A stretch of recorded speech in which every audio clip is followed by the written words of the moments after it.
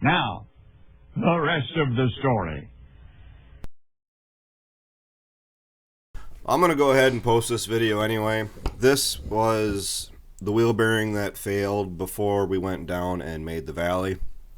So I'm a little late getting to it, but kind of busy, and I just kind of feel like it's at least relevant because these bearings that had failed in this mower, they're the original wheel bearings, and they've gone over a lot of miles.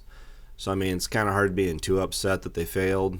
More or less kind of noticing a pattern here. I should have followed my gut a little bit more on a couple things, and I would have been farther ahead, because when I actually pulled the mower out and went through it this spring, I was actually looking at the tires going, you know, it's been a few years since we've had this thing, and first gotten this mower, and it's like, maybe it really wouldn't hurt to crack open those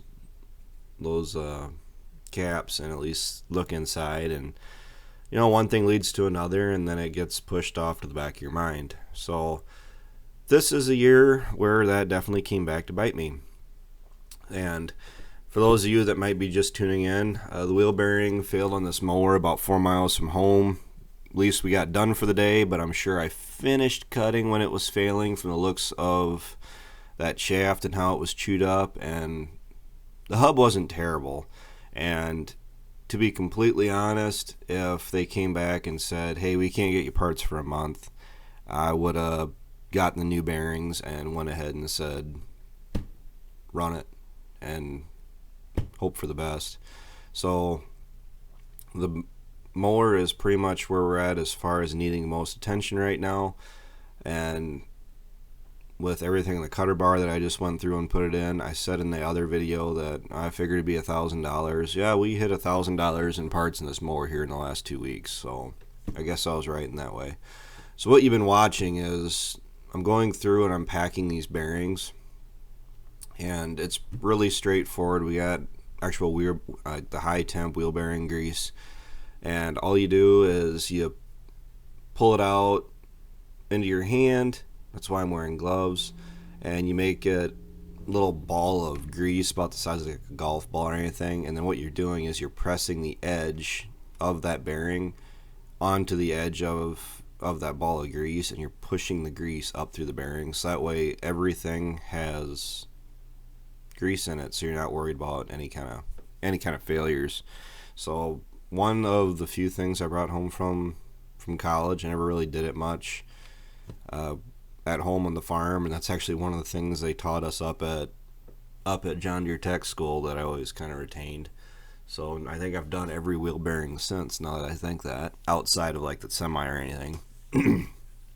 So this is sped up by 2. I don't know if anybody's caught that yet. It's all put back together. We did take out the other hub, the other wheel and the other hub, and I've replaced the other side. That's a clip at the end of the video here. But what we're going through is just making sure there's no dirt and grease or anything on the shaft, because the mower's still sitting outside where I parked it when I, drug it home that night. And for as far as I ran it, it really wasn't, it could have been a lot worse, to be honest. At least I was able to make it home. It gets to a point where you have to go, well, damage is done. What are my options? I have no really decent place where I could pull it off, or any farm I really could have pulled into a neighbor's place and parked it. So I guess we're just gonna let the damage keep being done and get home. I think in the actual end of the sidewall, the tire actually probably has the most of any real damage just from it wobbling in there. And I'm actually pretty good at this. I mean, I've done these enough times. Especially with new parts, it doesn't take much. What actually got me was the cap. I spent a uncomfortable amount of time fighting to get the cap on this, and I think you can actually see the progression of using the rubber hammer and a screwdriver to a regular hammer and a chisel, and the violence level just kind of ramps up until it starts cooperating. And seems how the bearings are already in. You go through, it had new bearings, seals, races, and everything. It was completely rebuilt. You tighten this I think it's called a fortress nut. Something else I brought home from college. Take a wrench, which you're noticing I'm running back to the bench and grabbing all my tools because I had them out, but I didn't bring them out to the yard here. Sit down, take the crescent wrench, tighten it down all the way to make sure it's seated down. I think I'll sped up. You couldn't see it where I was trying to turn it. You can't. So then you back it off and making sure that it'll run free. And yes, I have already ran this down at the valley, so no issues there. So wheel bearings are good to go for another, 13, 14 years.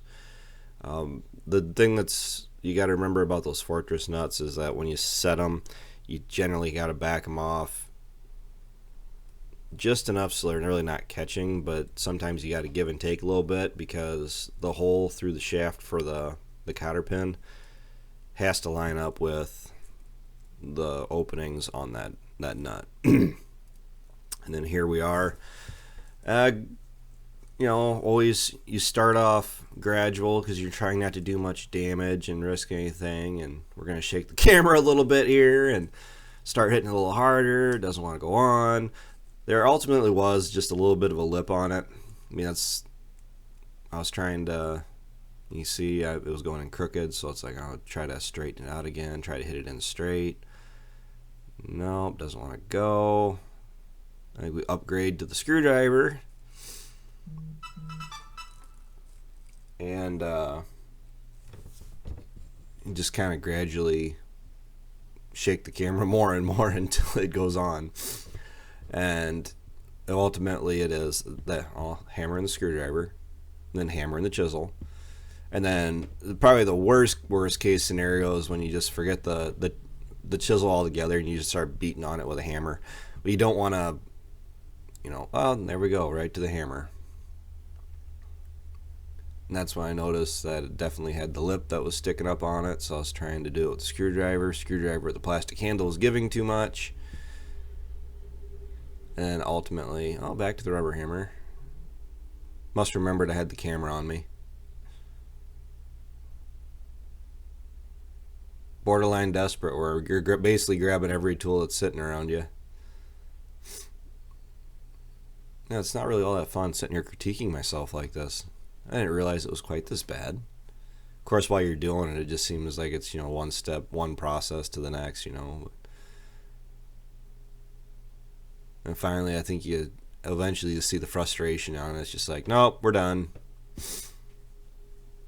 Oh yeah, it's definitely, I'm trying to get that lip pushed down.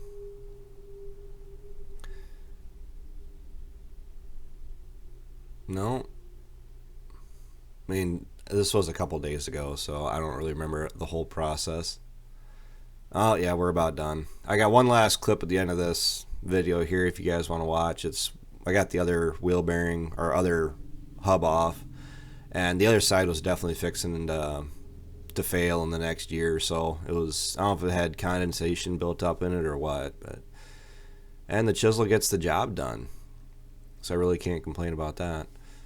So with the rest of this video, it's only about a minute long, but until next time, I know this video is kind of behind, but it's informative, so I'll talk to you guys later.